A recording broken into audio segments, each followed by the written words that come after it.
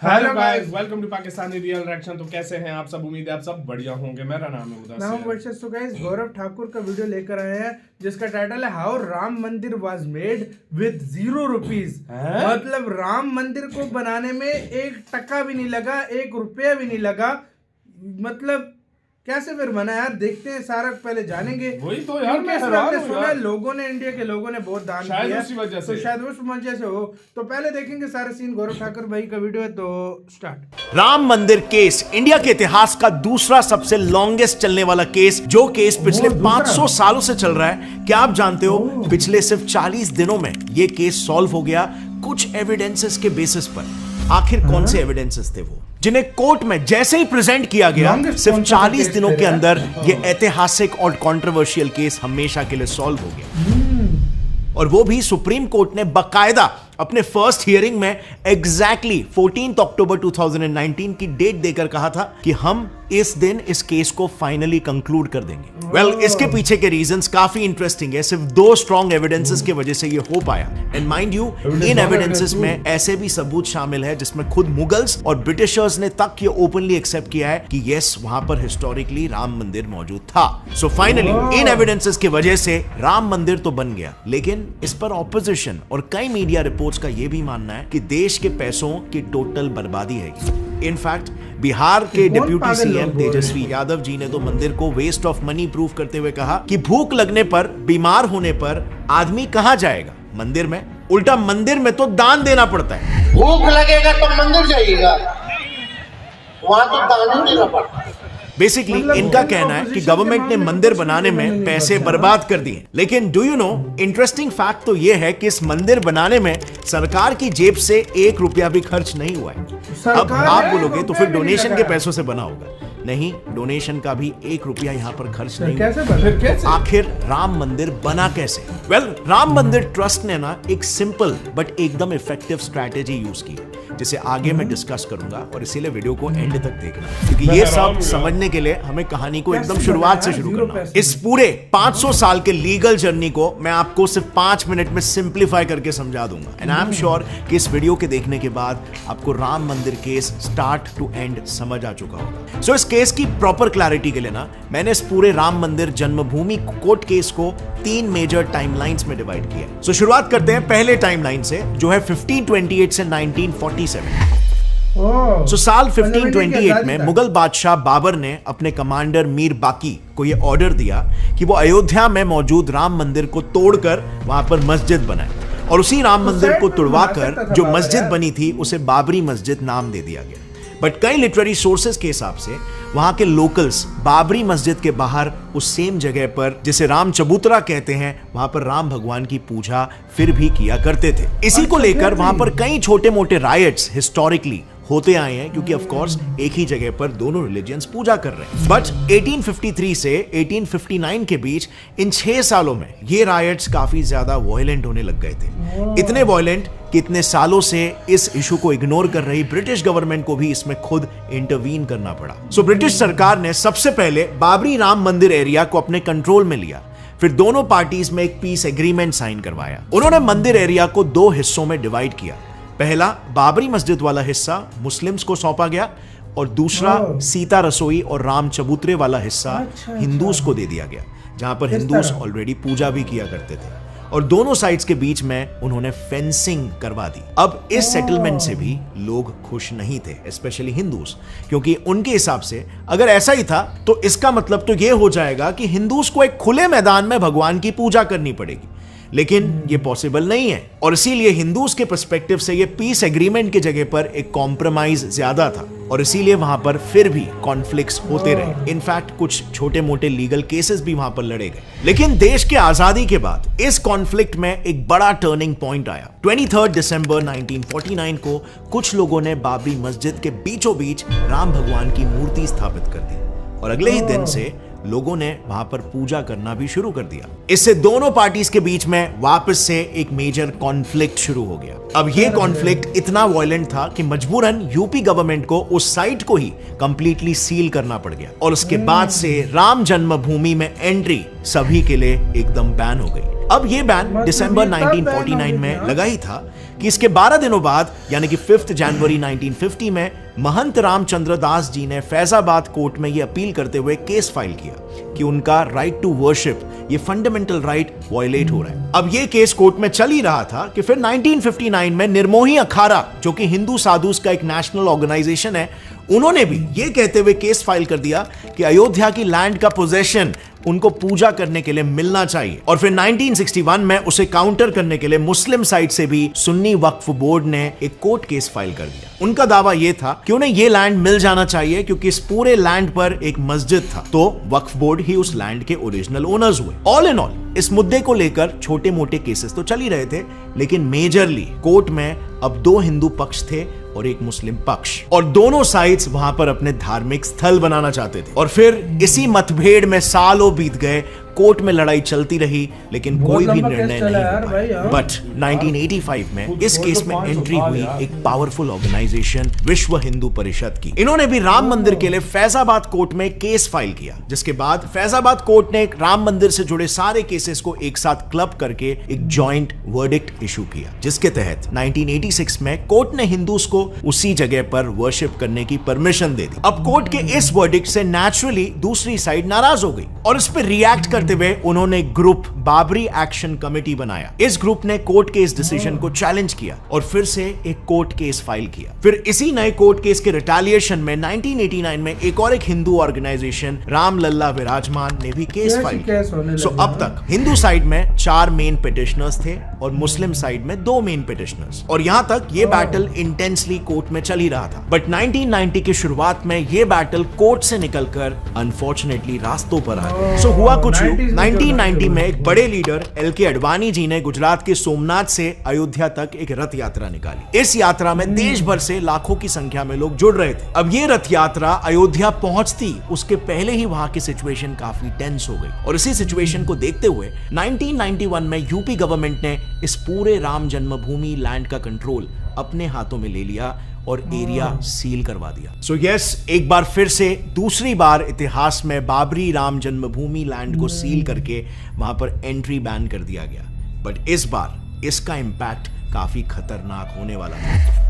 सो इस बैन के बाद हुआ यूं कि 6 दिसंबर 1992 को देश भर से हजारों की संख्या में लोग अयोध्या राम जन्मभूमि में जमा हुए और उन्होंने बाबरी मस्जिद को ही डिमोलिश कर दिया। ये मूव बेसिकली गवर्नमेंट के एंट्री बैन का एक रिपल इफेक्ट था। अब ये होते ही पूरे देश भर में जगह जगह पर कम्युनल राइट्स होने लगे, और 1992 के infamous Mumbai serial bomb blast भी इसी का ही एक रिएक्शन था। ये वही बॉम्ब ब्लास्ट है जिसमें अंडरवर्ल्ड डॉन दाऊद इब्राहिम का मेजर हाथ था।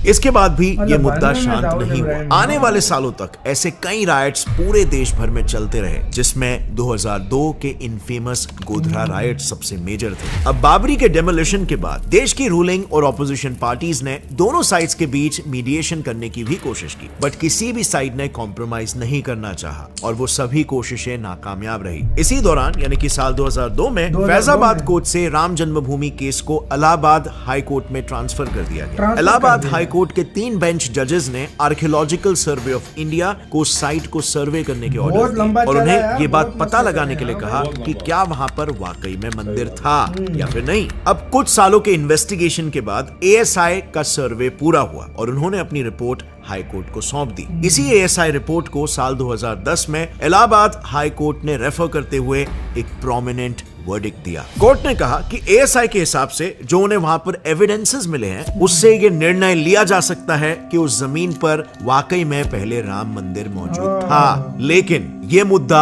यहाँ पर भी कोर्ट के डिसीजन के बाद खत्म नहीं हुआ, अभी तो बल्कि शुरुआत थी। इलाहाबाद हाई कोर्ट ने यह फैसला लिया कि उस लैंड को 3 पार्ट्स में डिवाइड करेंगे। जैसे आप इस मैप में देख सकते हो, पहला लैंड पार्ट जहां पर भगवान राम की मूर्ति थी उसे राम लल्ला विराजमान को दिया गया। दूसरा भाग यानी कि सीता रसोई, भंडारा और राम चबूतरा को निर्मोही अखाड़ा को दिया गया और बची सारी जमीन सुन्नी वक्फ बोर्ड को दे दी गई। बट एक बार फिर से कोई भी साइड हाई कोर्ट के ऑर्डर्स से खुश नहीं था और इसीलिए इस बार सारे पार्टीज ने directly supreme court of India में ही अपील कर दी और इसी मुकाम पर राम जन्मभूमि के पूरे इतिहास में पहली बार सुप्रीम कोर्ट की एंट्री होती है। सुप्रीम कोर्ट के पास अपील जाते ही सबसे पहले तो उन्होंने इलाहाबाद हाई कोर्ट के वर्डिक्ट को होल्ड पर डाल दिया, बट कई सालों तक इस केस में कोई सुनवाई नहीं। लेकिन फिर उसके बाद 2016 में एंट्री हुई देश के एक प्रोमिनेंट लॉयर सुब्रमण्यन स्वामी जी। ये तब इन्होंने भी फेमस है सुप्रीम इसलिए। कोर्ट में राम मंदिर के लिए केस फाइल कर दिया और इनके केस फाइल करते ही बस एक ही साल में सुप्रीम कोर्ट में 32 नए अपील्स फाइल हुए।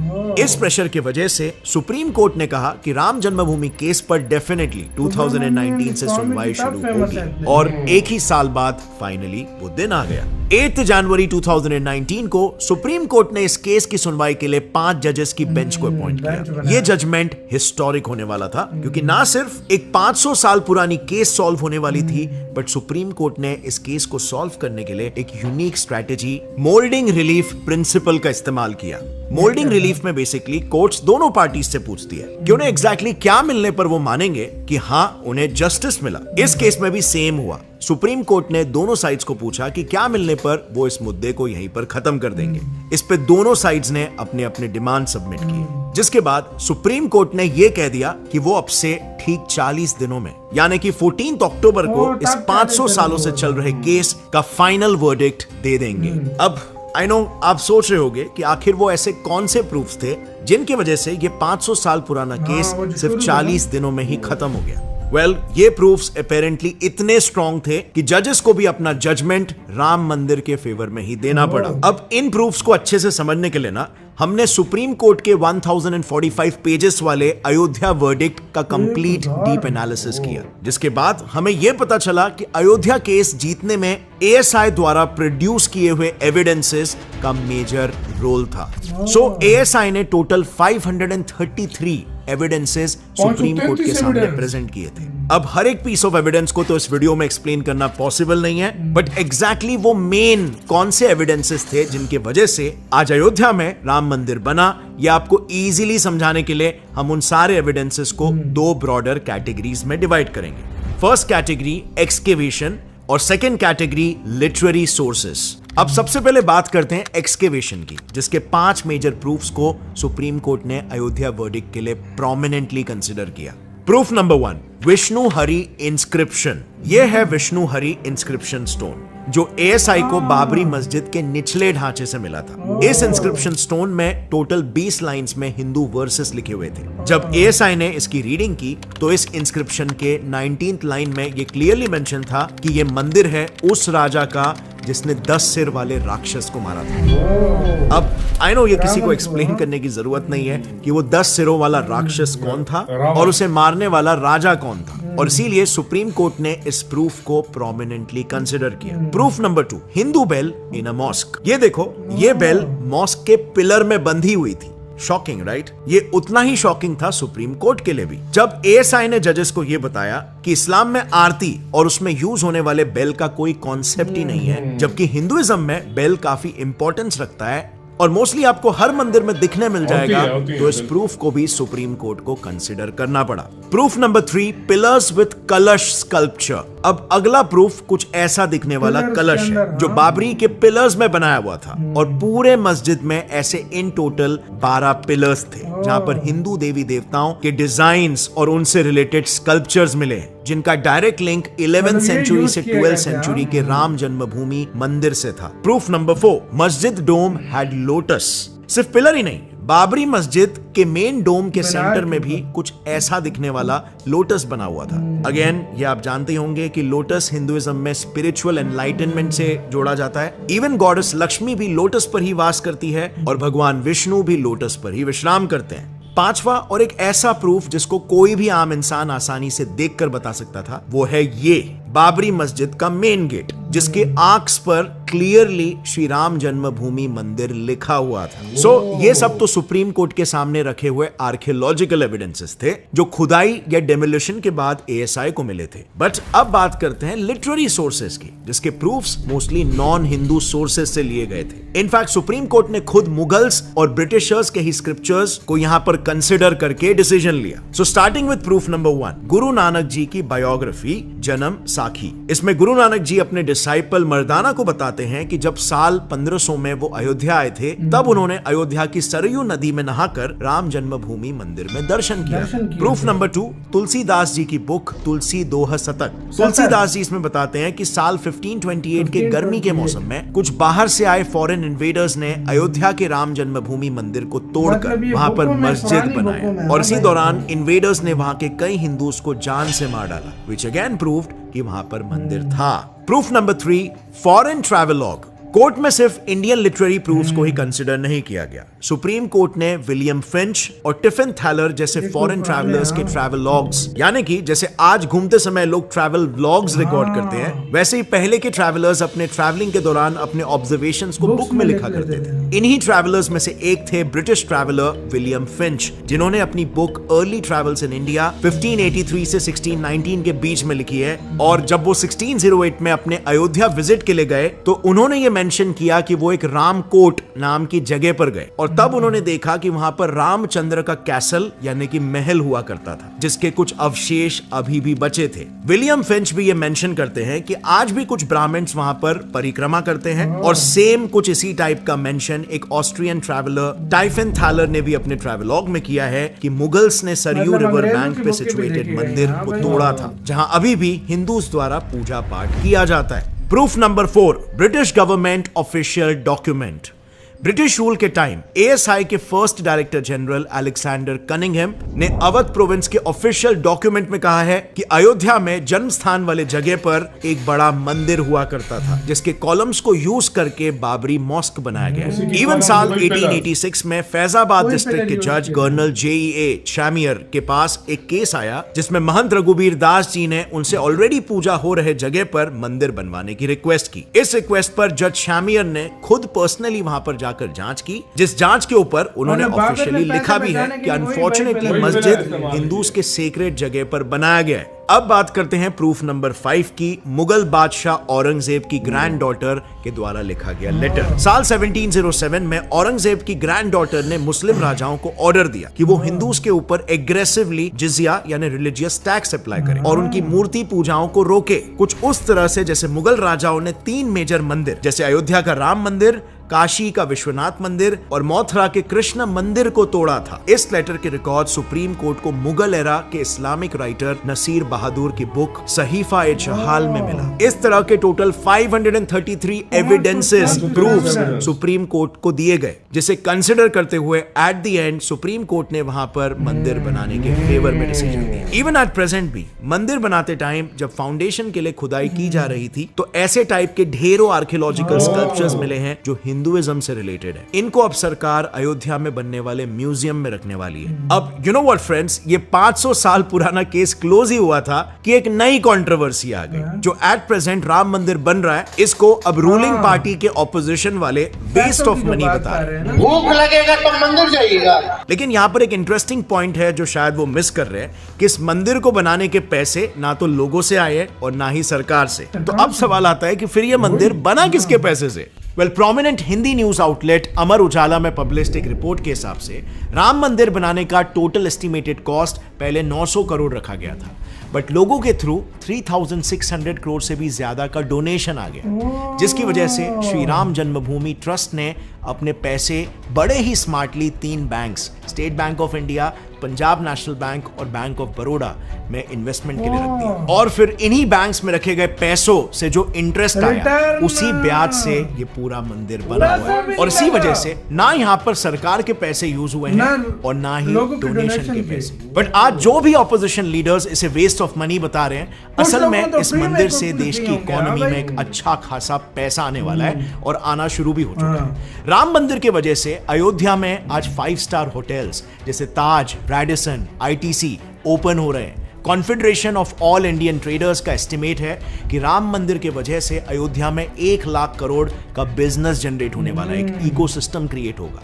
इवन इंडिया टुडे में रिसेंटली पब्लिश्ड एक रिपोर्ट के हिसाब से राम मंदिर के प्राण प्रतिष्ठान के पहले ही अयोध्या में 20,000 लोगों को ऑलरेडी हॉस्पिटैलिटी इंडस्ट्री में जॉब मिल चुका है। इनफैक्ट मैं भी जब इस मामले में थोड़ा रिसर्च कर रहा था तो आई वॉज शॉक्ड 22 जनवरी के दिन शायद ही अयोध्या के कोई भी होटल में 1 नाइट स्टे का रेट 20,000 रुपए से कम है। आज इस मंदिर के कारण अयोध्या में एयरपोर्ट, हाईवेज जैसे कई मेगा प्रोजेक्ट्स भी बने, जिससे उस रीजन का ओवरऑल डेवलपमेंट हो रहा है। सो फ्रेंड्स, अब लेट मी आस्क यू, आपकी क्या राय है इस पूरे मुद्दे में? इसी के साथ वही वीडियो खत्म भाई साहब। वाह यार, वाह, 1 रुपया भी नहीं एक लगा। रुपया भी नहीं लगा और सारा बना है। सारा बना आज हमें पता चला यार। और Interest से। 3600 करोड़ और तो बीच भी में पड़े। कितने लोगों ने प्रॉफिट नहीं रखा होगा, हाँ, जिनसे हाँ। सामान मंदिर का आया होगा, मतलब लाजमी बात है। पत्थर शत्तर जो भी लिया अंदर जो यूज होता है कंस्ट्रक्शन बिल्कुल। में, उन लोगों ने पैसा नहीं लिया यार, होगा। इस बात से कितने अंदाजा लोगों ने लगाओ, पैसा नहीं लिया होगा? क्योंकि लड्डू चीज़- 90,000 केजी, हाँ। कोई पैसा नहीं। कोई पैसा नहीं। उसके बाद ये श्रद्धा होती है ये बंदे श्रद्धा लोगों की। घी दिए जलाने के दिए लिए कोई जलाने- पैसा नहीं। लोग दान दियों कर रहे हैं, दान कर रहे हैं लोग अपने फ्री से। में चीजें भी दे रहे हैं, फ्री में। और इंटरेस्ट से पैसा जो जहाँ पे वो खर्चा हमने- हुआ है वो इंटरेस्ट से हुआ है। हमने वो वीडियो हाँ। देखी है, पकोड़े समोसे वाले कहते हैं 22 तारीख को हम फ्री कर फ्री देंगे लोगों लोगों के के लिए लिए। खाने हम खुद सोच कर लो, देंगे। हालांकि दिहाड़ीदार बंदे होते दिहाड़ीदार हैं, बंदे उनके होते थोड़े से बचे होते कहते हैं हम फ्री हम करेंगे। फ्री ये करेंगे। श्रद्धा होती ये है लोगों की लोगों श्रद्धा का। होती और है। कल का दिन 500 और साल जिस का, मिनिस्टर ने बोला वो बेवकूफी की है उसने अपने 500 साल के इतिहास, 500 साल के बाद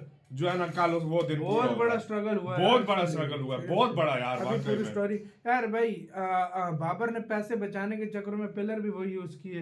तो और यार, मैं यार ये- यार अगर थोड़ी सी उसमें अक्ल होती ना, तो वो अपनी मतलब प्रजा की जो है वो रिस्पेक्ट करता, हाँ। और एक साइड दूसरी में अलग जगह में मतलब एक बनाता। अलग जगह में अलग बनाता, जगह में आज बनाता। दोनों उधर ही होते, उधर होते। ना कोई प्रॉब्लम होती ना लेकिन कुछ फिर भी इंडियन गवर्नमेंट को देखो ना यार, यही तो इधर तो आकर पता चलता है असल ना। हाँ, उन्होंने फुल राम मंदिर बना, राम मंदिर बना, हाँ। साथ ही मस्जिद भी। हाँ, उसके लिए जमीन अलॉट कर दी सब अभी। कुछ ये देखो इसके तो। फौरन बाद उस पे काम शुरू हो गया। हाँ। तो ये फिर आप देख सकते हो यार, सीरियसली। तो ये चीज देखो ना, मतलब ये वो हुआ। और ये वाला उस टाइम थोड़ी अगर उसको अक्ल देखो, राजाओं महाराजाओं को भी अक्ल नहीं थी उस टाइम। सीरियसली हम सोचते हैं, उन्होंने ये नहीं सोचा कि इसमें कितने बड़े दंगे होंगे, और हुए भी भी क्या कुछ नहीं हुआ। वाकई में आपको सही बात किसके कहना है अपने कमेंट सेक्शन में अपना बहुत ज्यादा ख्याल रखना। तो यार